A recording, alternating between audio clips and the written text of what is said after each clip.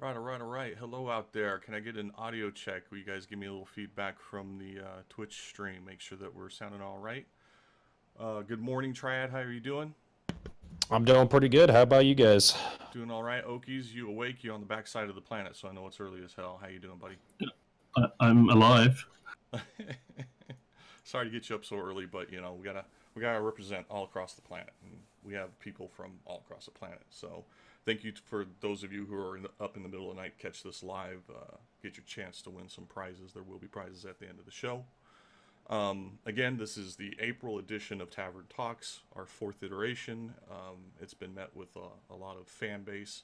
We're growing. One of the first things I want to bring out is, if you feel so inclined, please click the follow and let us know. We're very close to hitting the affiliate mark, and if we do, any revenue generated will only be dumped back into the tavern for more fun and prizes, etc. for the members of the tavern. We will never take and make a profit off of this product. This is always, again, free to all of you, and everything goes back to all of you. With that, we've got a really cool show. We got a lot of new tech, and one of the things I always want to remind you of, there are 3 clues given out during the show. You have to be paying attention. You'll have to be part of the Discord to win it. And at the end of the show, when we're rolling credits, we go over there and we do a nice little group conversation and audio chat as we all rub our hands in anticipation of winning the prizes. And there are several prizes to be given out. We are in fact giving out an Ashes of Creation Wayfarer pack. We are giving out a Star Citizen Arrow game package. That means you get a pretty cool starting ship and the game. Both games actually, Squadron 42 and Star Citizen. And then we're also doing a gift certificate or something. I forget whatever the third one is. It's listed in there. So some good prizes for everybody. And we'll get this party started. Right out of the gate, clue number 1, the Tavern Bot is your friend. Now, you may have to go talk to people in the tavern and figure out what that is if you've never done it before. But the Tavern Bot is your friend. And the Tavern Bot would want us to move on. So I'm going to jump right into it, right out of the gate with the biggest news coming out right now. Something that we had talked about just about exactly a year ago to this date. In fact, in about a month, it'll be exactly a year. Tons of us watching E3 together, online live. All of us freaked out. We jumped on it. We all started signing up. We crushed their servers. It was so bad, the sign-up was just horrible. But we all really wanted this game. It's called Elder Scrolls Blades. Blades, at its heart, is a pure Elder Scrolls game. A massive first-person RPG with console-quality graphics, but with a uniquely mobile experience. It looks like it starts out as mobile. Believe me when I say you have to see this running on an iPhone 10. This gigantic screen does not do it justice. You can tap to move or use dual sticks. Maybe even consoles.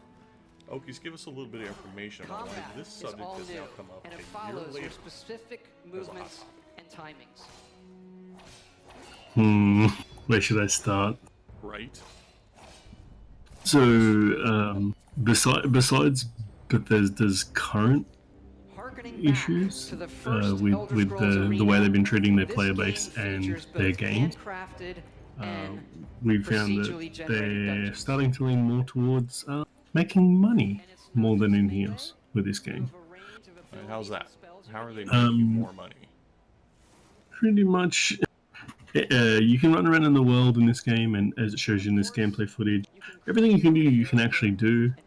But when it comes to loot, there's actually a crate system in the game that a lot of us don't like.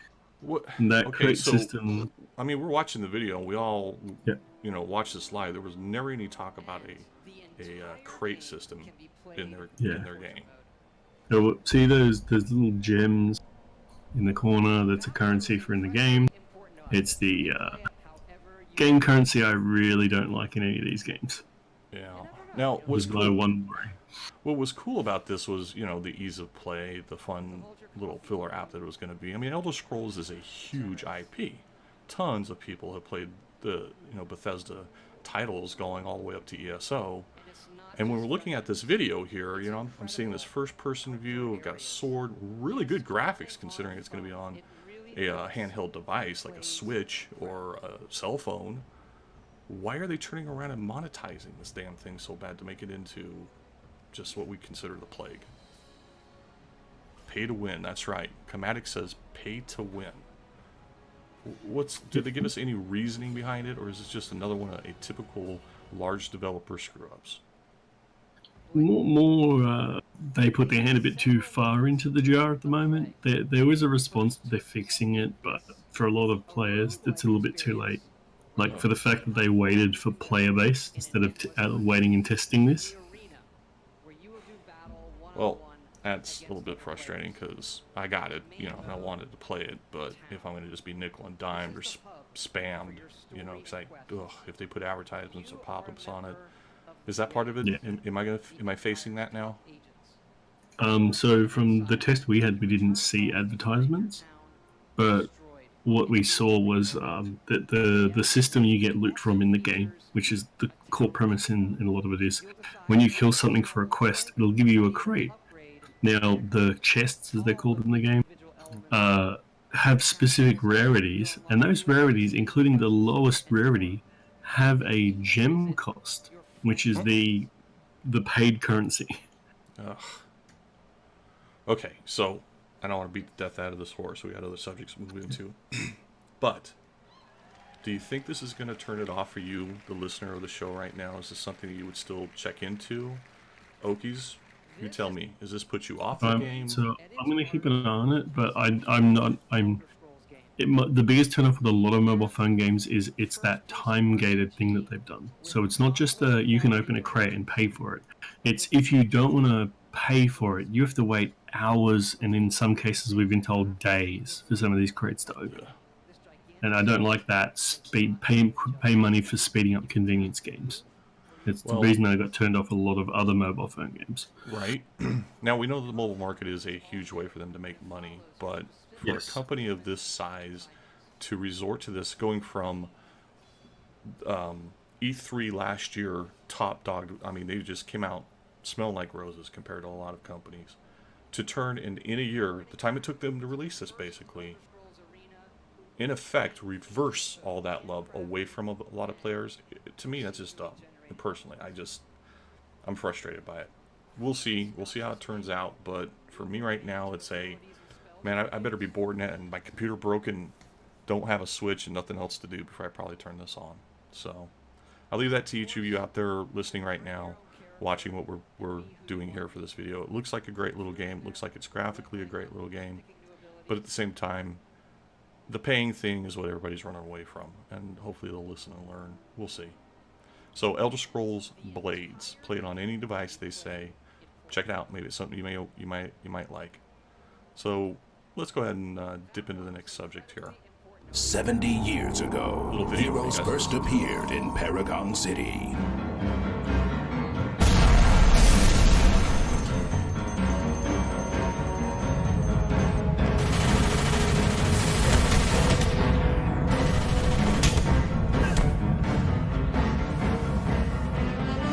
A decade later, these brave heroes helped win a war.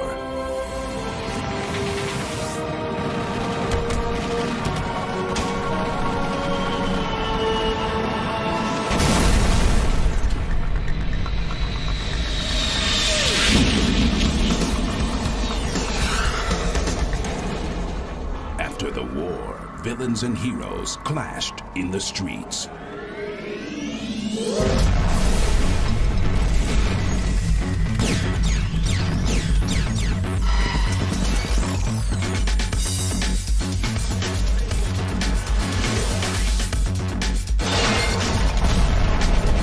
Then, from another world, disaster struck.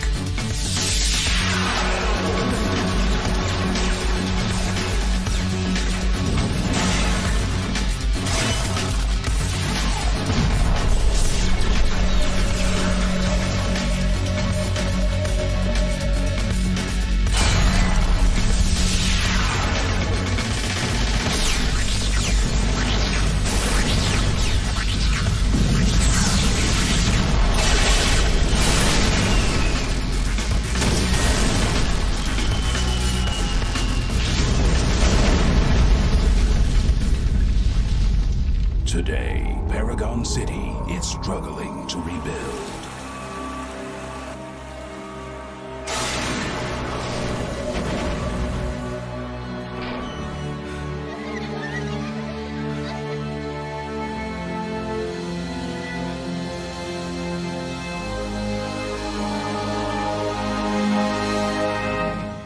It is a city where evil lurks behind every shadow.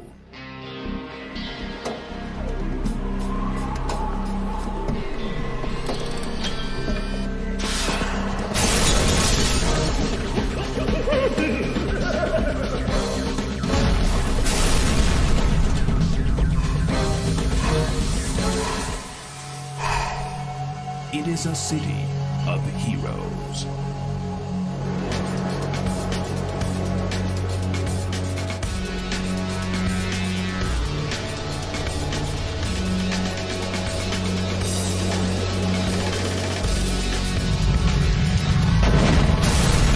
Welcome to Paragon City, where you are a hero.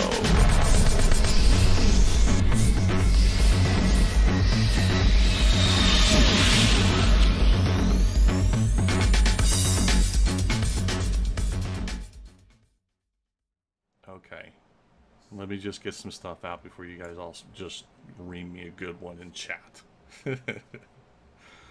First of all, no, that is not the highest quality video you'll ever see come out of this stream. Second, it is City of Heroes. Third, it was released in 2004, if I'm correct. So why would we be putting this in the news? Triad, why am I putting this in the news? So, about, I want to say 2 weeks ago, maybe a week ago, there was an article by Massively OP that came out.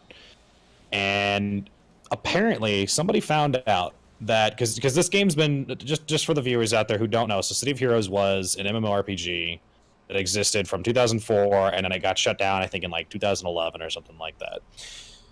Well, apparently, according to Massively OP, they discovered that somebody had been given not just the source files to run a server, because people have been trying to run a private server for this game to basically keep it alive for the longest time. As MMOs that get shut down happen to do, you know, game shuts down, people find a way to revive it, and then you can play the game on like a private server, and people keep the game alive for even longer, well past its death date. Well, not only were the original source files to run a server, because City of Heroes, nobody was ever able to successfully make a true emulator to run City of Heroes. It just, they couldn't do it, you know, for whatever reason. But not only was somebody given the source files to run City of Heroes, like, you know, official files to run their own private server, they were even given the database that has old characters on it. So people who played City of Heroes back in the day, your old character could still exist and not be deleted on this private server. And they found out this private server, Massively OP found out, has been running in secret for the past 6 years. Yep. Now, why I bring this into the news is because of a few things. There's a lot of rumors that are flying around out there. There are a few groups that you're going to hear about, Score and SEGS and stuff like that. As I understand it, SEGS is actually in discussions with NCSoft, the original publisher, the publisher of this. Paragon Studios is who made it, or worked on it, took it over, and then produced more episodes, etc. But understand, City of Heroes was the first extremely deep character creation game that you could get on the market, meaning the amount of depth and detail you could do to your person, your outfit, which is your street gear, or your costume, which you see all the different heroes wearing, was extreme and continued to grow. So, I mean, seeing the same guy twice was next to impossible. It just literally had so much depth to that. One of the greatest features everybody's tried to copy since. You get to be a superhero. I mean, come on. I don't care if you like it or not. Who doesn't want to fly really fast, or fly in the air, run really fast, jump over buildings, deflect bullets, punch people, karate chop, shoot guns? I mean, you can't name a power thing. You got psionics, ice, fire. The list goes on. Build your hero the way you want. It was a blast. And then on top of that, the fan base wasn't, you know, those fanboy style fan bases where, you know, oh my gosh, don't talk bad about my stuff, or I'm just going to be upset and pissy and kick you off my server and blah, blah, blah, blah. The fandom actually was very helpful. They helped each other. They helped all new players. It was a genuine love for the game, and they just wanted it to do well. When it went offline, the fandom even put together some $600,000 to try to petition NCSoft to release the IP for private servers, to which they said no. People tried to make lots of deals. Paragon, I guess, tried to get the IP, to which they said no. So this product has been in the dark, well, as we know now, in an underground server that was an invite only. Nobody knew about it. Nobody knows about it. Playable situation. Well, in the last couple of weeks, there have been now some more things coming around.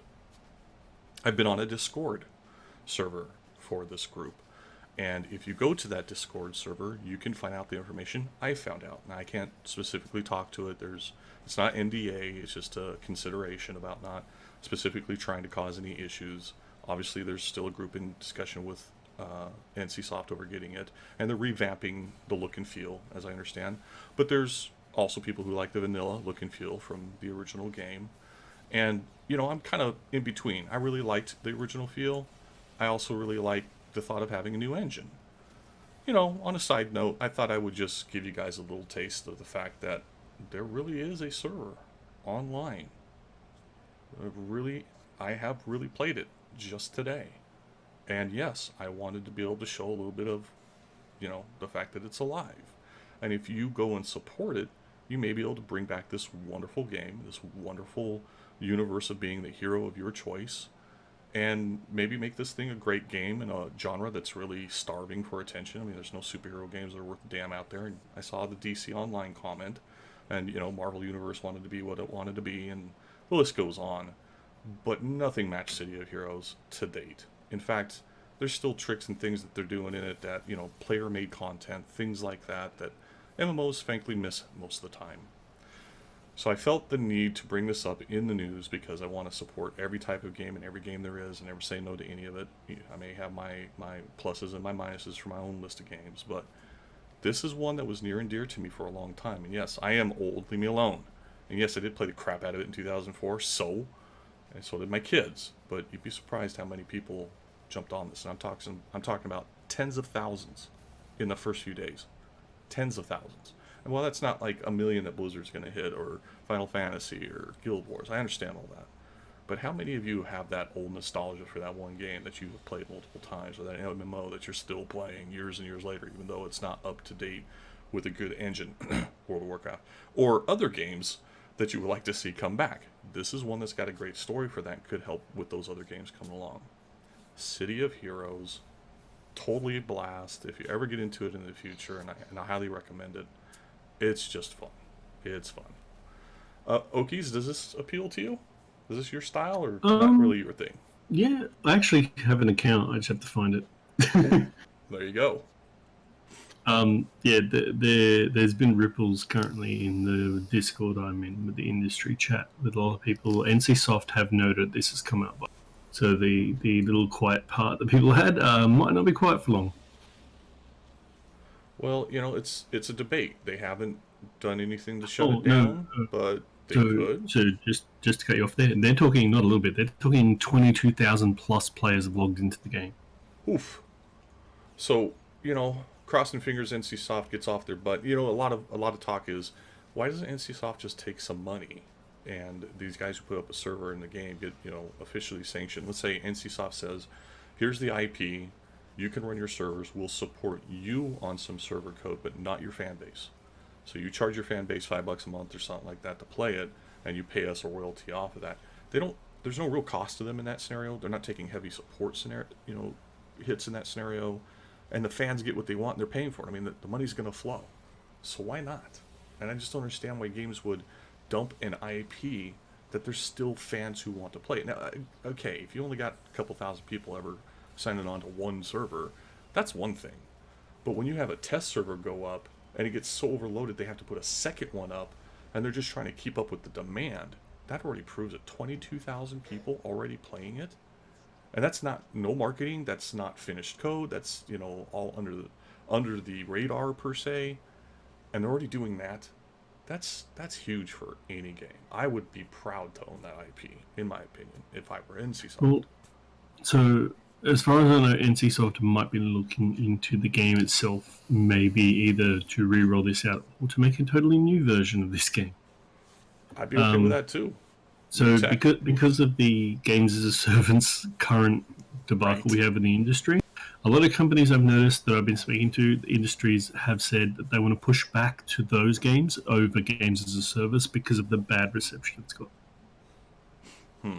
Well, I'm hoping.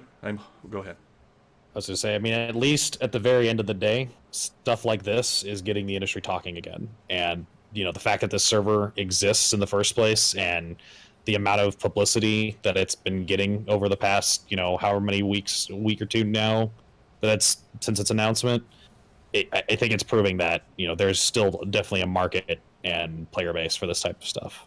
Heck yeah. So, well, if you guys are listening out there and you believe in it, as I can, I'll release information, give you links. At least get you the link to their Discord so you can get in there. Show your There is a support. couple of YouTubers who have put up step-to-step tutorials on how to get in and stuff already. Absolutely. Go find those. We're not going to necessarily straight up promote those, but they are out there to be found. Again, don't ever do anything illegal. That's not what we're promoting. That's not the goal here. The goal is to bring a great game back online, resuscitate a genre that needs it. So, City of Heroes, near and dear to me, important news to me. And we'll kick on.